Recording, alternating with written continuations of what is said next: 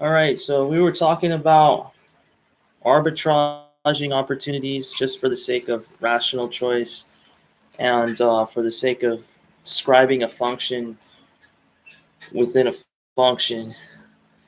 So if you know how this works, no one is smiling because no one is smiling. And so the point is that just going to go wear my mask because you know who I am, you know where I live, and no, I'm not here, and I'm a bad man. I'm really not that bad. Um, but if you're with me, what I want to do is I want to be able to send you some of the material so that you have something to look at. And if you just joined right now, we were talking about what we might be random, not a random, excuse me, what would be a remainder error. And so this functions like a price action that is false, that you can take advantage of, and whatever the case may be. I'm not going to pretend like I know about remainders now. So I'll just get down to the real business of the rational choice and all this. When you have the trading of one good for another, uh, the idea is that you can trade off the time at which you arb as well. So we found out that there's intervals at a certain time when the price volume action is showing something that could say that dark liquidity pools have been or are performing an arbitrage function. So this means that logically speaking, we could just determine that the volume is going to taper off from the point at which we had determined that there was an error in price, which is the main function. So the function of a function is that we got to revise our models in the case where the arbitrage opportunity is no longer present because we know that the model is no longer function.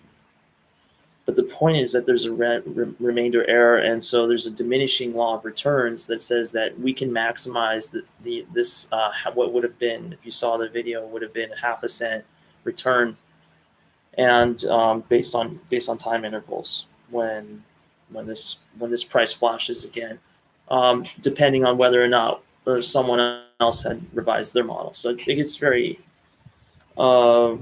gets very prime. So that's it. That's pretending that your market, that you're able to make markets and all that stuff. And obviously, all it is a math model. Okay, so the rational choice is that you're trading off at the time at which you're making your arbitrage. So you have time in t.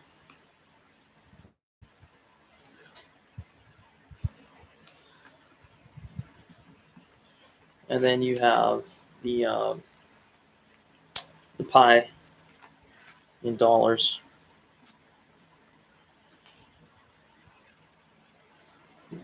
So we see something very minute here. Rationally speaking, you are able to extend or short date the half a cent arbitrage. And I say this because it has something to do with the supply being shorted by the market supplier, by the liquidity supplier, who's getting paid to take liquidity away from the markets. So that's our wrinkle. So we will say you always have to have a wrinkle, or else you'd just be too simple. Because liquidity suppliers are getting paid to sell stock, there's a negative interest rate where the convenience yield is negative and should further push the price lower with the shorting of supply. The cost of the spread goes down. So if you know what that means, then you go to the point where we have this little wrinkle that market makers will get paid to take liquidity away from the markets.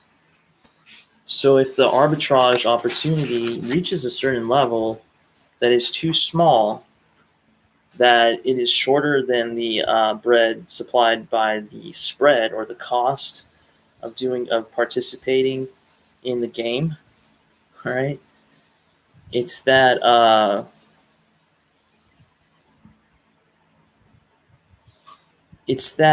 I'm not really a market maker. You're not really a customer, and we don't really care what anybody has to say about the price, because at the end of the day, I don't want to have to revise my math models anyway coming back from the metro, because I just want a donut. I'm for the sake, I'm sorry. And I want to have this donut with somebody who's a real runner, who's got a real dream of making it in this world. Because otherwise, you would have to be doing something else. Okay? But no, I'm just seriously saying that you're gonna want to see the graphs, because it's all real. It's all mathematically modeled to the point where you have rational expectations that the market price will go down, even though you have this singular arbitrage opportunity. It's good. It's good that you saw the other video, okay? Because this thing right here means that you really like me, and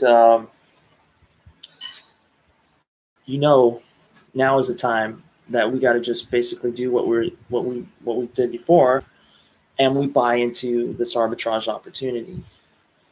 So what that means is by the end of this day, everything's going to be the same, and no one's going to revise their models on this end, because I have you got pretty much the entire king and caboodle. What is it that you wouldn't want to see if you have everything? Because this is like the most critical point to what I'm saying in this video.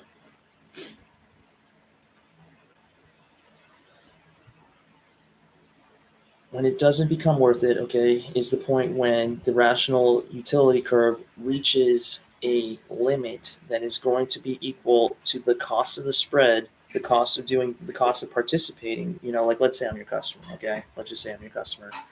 And, I mean, I really think $5, $5 would be good, but I'm kind of thinking, $3. I think $3 is better, So I'm thinking, I want to lower the costs of the transaction, I guess you could say, to be your customer, right? So it's not necessarily free, and in fact, there is a price. But would you be so kind as to lower the price for me? And so, okay, so I got $3. Okay, so for $3,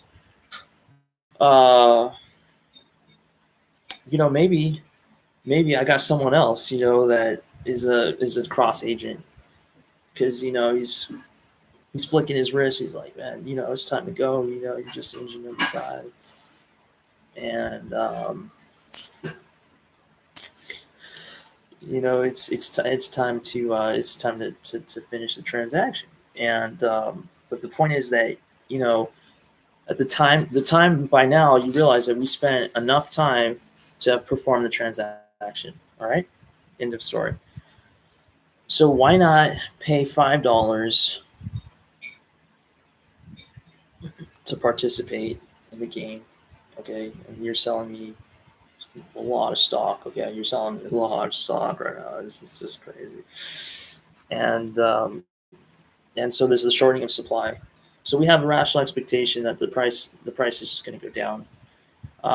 We don't care so much because we're talking about rational choice in between making this what you would be making as an arbitrage and what I would be doing as a market maker. So we're two in the same pod in volume, activity, and supply.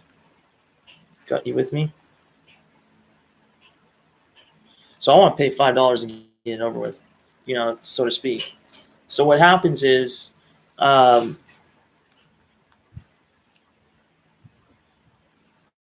is that there's a point in time where you realize that the intervals for this transaction are actually patterned. So you have to revise the models, because what happens is that there's a phenomenon that's going on with this error, because it is a perfect computation. It's a perfect computation as far as we're concerned, even though it's not perfect. It's not. It's an attribution. We're what we're saying is I'm willing to pay you more to do this. So what you're gonna do is you're gonna show me that this this remainder error, in fact, it could still be arbed. And so what you do is you increase the spread to me because you see me. I'm on level 2, whatever. So level 2's, you're showing me that I can arb it for maybe only an hour or less. I don't know, or a second. For an interval of time, it's just going to cost me less in the long run for the day. But you could be also telling me that that you were lying, and that I should that if I should commit to purchasing this, then I would be a fool, because there would be no. That means I would have to revise my math models, because it would take me forever, or it would just simply it wouldn't have been the same thing. So what we're doing is we're making markets efficient by not even thinking about it. So the real thing is that you really have to just pay more, and you really have to just understand that that arbitrage opportunity was there, but I'm willing to pay less because I'm your customer, because I like you, right? Because you like me still. That what's going on now is now you may show the $3 spread, whatever it is. It might be three quarters spread, whatever. And so now I'm thinking to myself, well, he lied to me about the arb, and now somebody is telling me, well, she wasn't lying about the arb. It was there. It might be there tomorrow, right? So I mean, the point is that now you're telling me that there's an opportunity for me to make markets. So if I'm making markets at a lower cost, I might still be able to arbitrage it. So you're going to give me a favorable price, right? Because that's what we're doing, right? So you get it. You see what I'm talking about? she wasn't lying about that opportunity, and she is pretty much the person you want to talk to when it comes to making money. Okay, because that's why I'm here. I'm here to make money. It's pure. So what we're talking about is that if you're still with me, this is live, okay? This really, I mean, I'm being tongue in cheek and everything, but this opportunity could still be good for me. All right. So what you might want to do is what you really would do. You show me the remainder that I can see that's on my end because you saw me.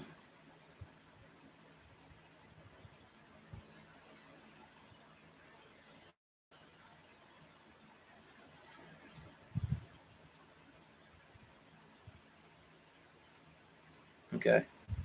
So that was good. I'll take it. So uh, what you got to do right now is hit the like button, and I'll explain to you exactly what this video is all about.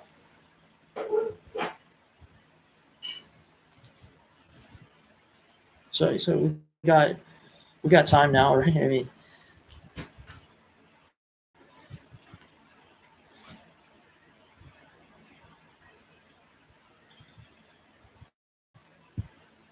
okay. So if you're still there and you want to know what we're talking about with the rational utility curve, is that you have to take a look at the video previously.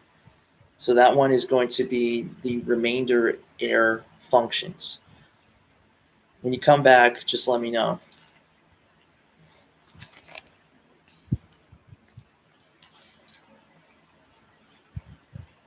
So the remainder error function, we saw that really. Anyways, so we saw that 3/8 was going to be all right. So if you see 3/8 on the screen and it's pointing to you, point it to me, and that's how I'll know for sure that you're selling me what I want to buy. So that's penny stock logic, right? That's just penny stock logic. So what we were talking about, you have to come back. I'm done. I am done.